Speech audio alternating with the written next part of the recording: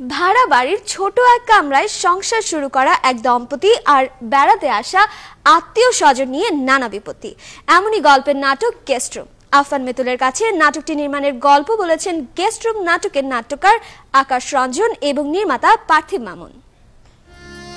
তারপর ও কি করবে? সারাদিন দৌড়াদৌড়ি করবে, ঘরের মধ্যে সবকিছু নষ্ট করবে, আর তুমি ছেলে সাজাবে। আচ্ছা, তার মানে ছেলে বাবার মতো দুষ্ট হবে, তাই না?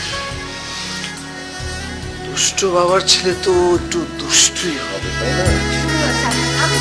কিছু ঘটনা ঘটে থাকে যে আমাদের শুরুটা হয় একটা রুম থেকে শুরু হয়। তখন দুজনের ভালোবাসা ঠিকই থাকে, কিন্তু কিছু কিছু ক্ষেত্রে আমাদের একটু মিথ্যার আশ্রয় নিতে হয়। যেমন গেস্ট, দেখা গেলো আমি ঢাকাতে থাকি, আমার গ্রামে একজন গেস্ট আসলো, সেক্ষেত্রে আমার এখন এক রুমে যেহেতু থাকি, উনি যদি থাকতে চায় তখন কিন্তু আমাকে মিথ্যে অজুহাত দেখিয়ে অবশ্যই কিন্তু বলতে হয় যে আমি বাসায় নেই, নাহলে তালা মারা, 2 দিন পরে আসো।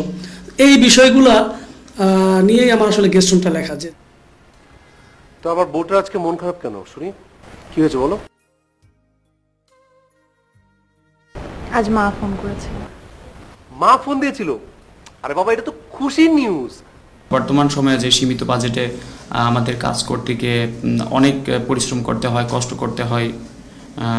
তারপর বলবো যে এটা একটা খুবই ভালো মানের একটা ফ্যামিলি গল্প, এটা ব্যতিক্রম গল্প।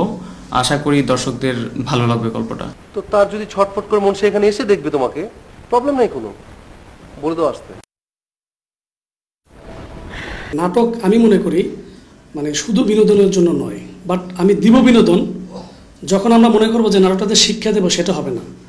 বাট সামাজিক কিছু অসঙ্গতি আছে, এটা আমরা মনে করি, আমি নাট্যকার হিসাবে যেটা আমার একটা দায়িত্ব।